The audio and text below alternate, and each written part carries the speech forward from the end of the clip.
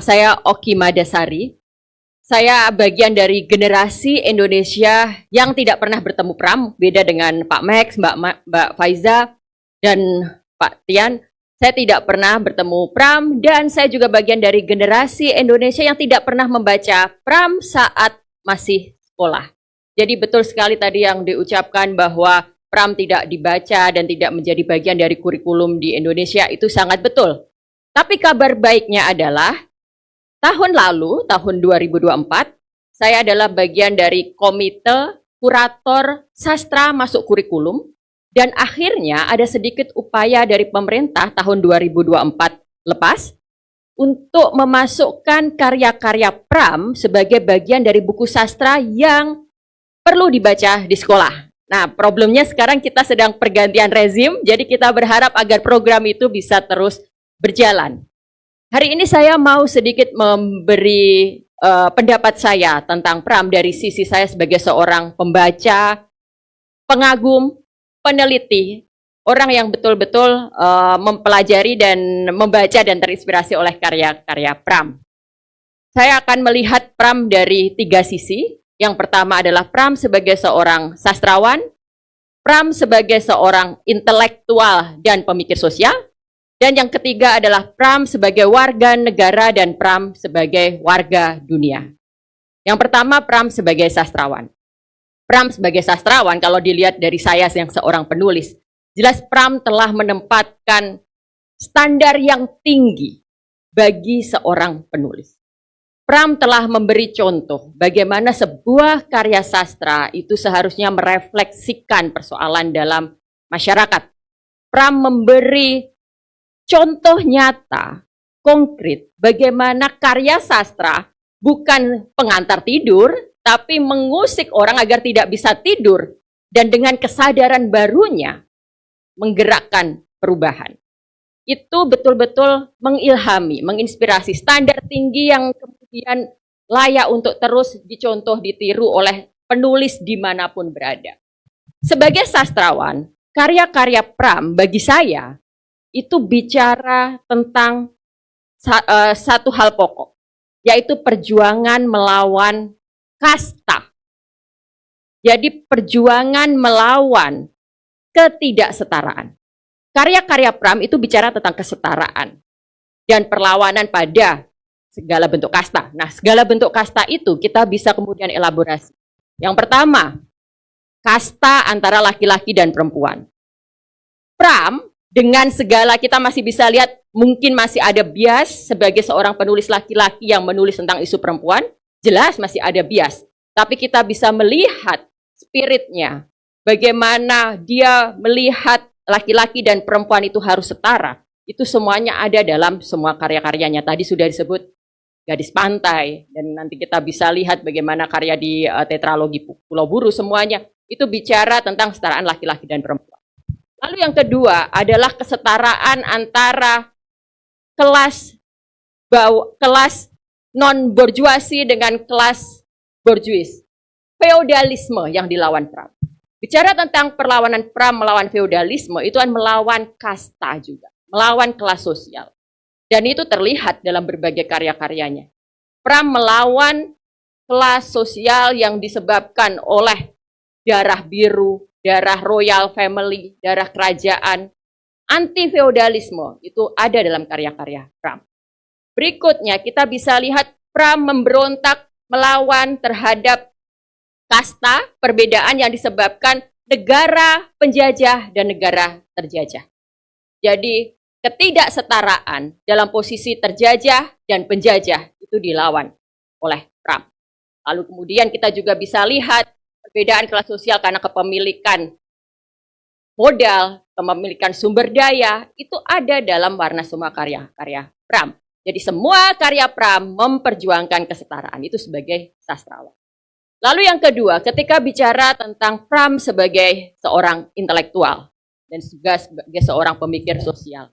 Tahun 1981, tidak lama setelah Pram keluar dari penjara, Pram memberikan lecture di Universitas Indonesia tentang peran intelektual di negara berkembang. Dan di situ Pram mengemukakan gagasannya tentang intelektual belangko. Apa itu intelektual belangko? Kata Pram, intelektual tanpa keterlibatan diri dengan masalah-masalah masyarakat adalah intelektual belangko. Ada yang tahu belangko apa? Belangko itu kalau di bahasa Indonesia artinya form, formulir, form. So my interpretasi saya adalah ketika Pram mengatakan intelektual belangko itu artinya intelektual yang hanya nama belaka, hanya stempel belaka, label. So Anda melabeli diri Anda seorang intelektual, tapi itu hanya belangko semata, label semata. Jadi intelektual harus punya keterlibatan diri. Nah, bagaimana caranya agar tidak menjadi intelektual belangko? Pram menyebut 4 syarat. Yang pertama, meninggalkan budaya kuburan. Kuburan tahu? Ya, nah ini sebenarnya Pram hendak mengatakan bahwa sebagai seorang intelektual, kita harus berdasarkan sains, rasional. Tinggalkanlah segala bentuk takhayul. Jadi ketika kita mungkin sekarang masih tinggal di masyarakat yang pemimpinnya, pemerintahnya membuat sebuah kebijakan yang tidak science-based, tidak evidence-based, itu bagian dari apa yang dikatakan Pram sebagai praktek-praktek intelektual belangko itu.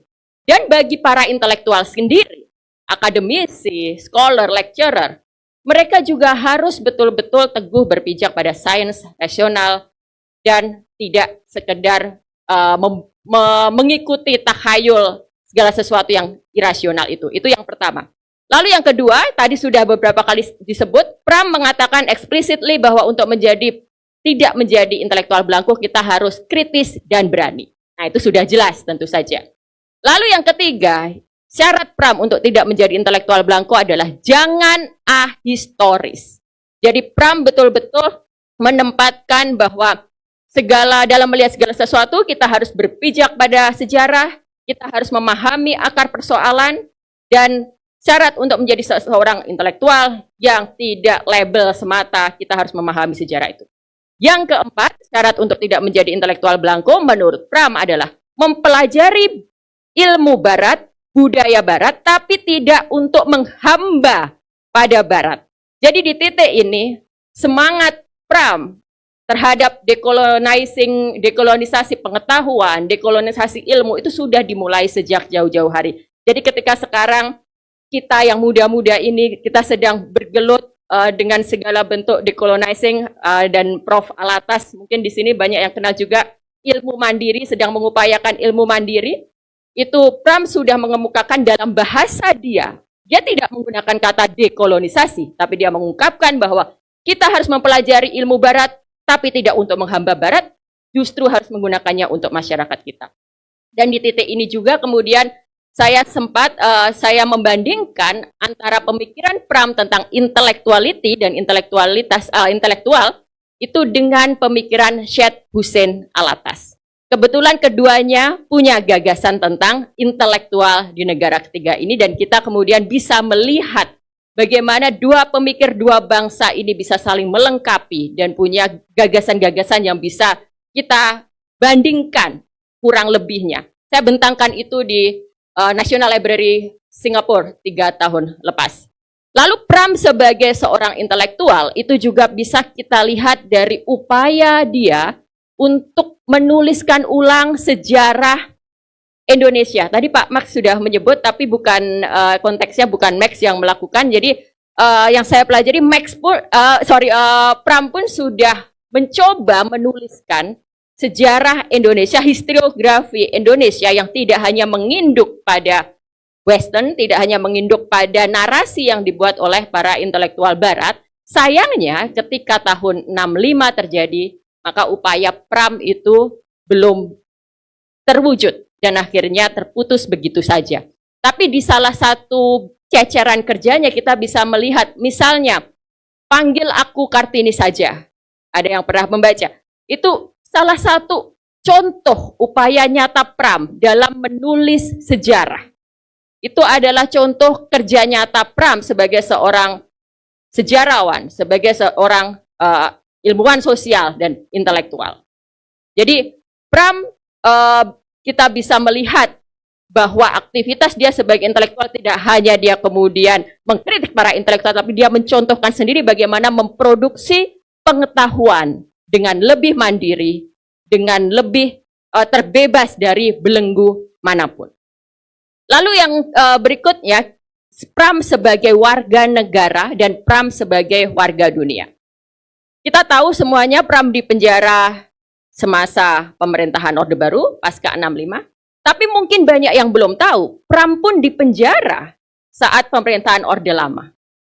Jadi ketika kita mungkin banyak yang tahu Pram punya kedekatan dengan pemerintahan Orde Lama, itu artinya bukan berarti Pram tidak punya kritik, tidak bisa berpikir merdeka terhadap pemerintahan masa itu. Pram dipenjara oleh rezim Soekarno karena pemikiran dia yang menentang diskriminasi terhadap Tionghoa yang diberlakukan pada masa pemerintahan Soekarno. Jadi ketika masa pemerintahan Orde Lama, Soekarno mengeluarkan aturan bahwa kepemilikan usaha itu hanya bisa dilakukan oleh pribumi. Pram menentang itu. Sebagai seseorang yang memang punya prinsip terhadap kesetaraan bahwa tidak seharusnya orang dibedakan karena etnisnya, dia berani melawan itu. Dan dia harus membayar itu dengan penjara. Pada masa kolonial pun Pram dipenjara. Jadi di sini kita melihat, dia bukan tipe manusia yang ketika kita dekat dengan satu kekuasaan tertentu lalu kita mengikuti begitu saja, tunduk, kita kemudian menikmati nikmatnya kekuasaan. Pram tetap menjadi Pram yang kritis, berani, dan melawan. Dan pemikiran Pram tentang Tionghoa, tentang diskriminasi terhadap Chinese Indonesia itu ada di bukunya Huakyo di Indonesia. Jadi ini juga relate juga dengan apa yang terjadi di Malaysia saat ini, saya pikir. Jadi di sini kita bisa melihat Pram sebagai warga negara adalah seorang individu merdeka yang siap mengkritik siapapun rezim yang berkuasa, yang siap bersuara, mengikuti nilai-nilai kemanusiaan dan keadilan. Dan Pram sebagai warga dunia, kita akan melihat bahwa Pram juga memiliki kepedulian dan keterlibatan pada isu-isu internasional. Jika Pram masih hidup, saya yakin Pram akan menjadi yang terdepan untuk bersuara kemerdekaan Palestina. Jika Pram masih hidup, dia juga akan bersuara mengkritik apa yang terjadi di Filipina. Tahu saya Pram adalah pembaca Hoshi Rizal.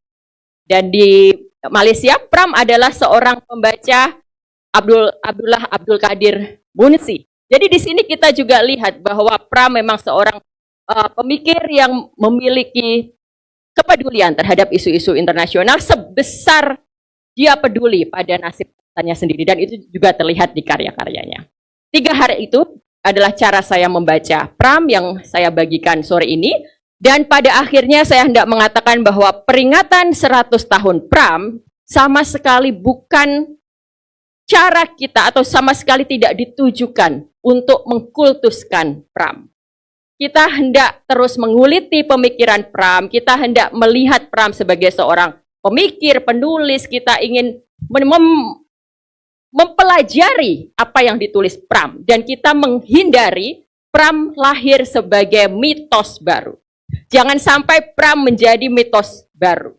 Pram adalah seseorang yang akan terus kita kaji, kita kritisi, kita diskusikan. Hanya dengan demikianlah Pram tetap hidup dan pemikiran-pemikirannya terus menginspirasi kita. Terima kasih.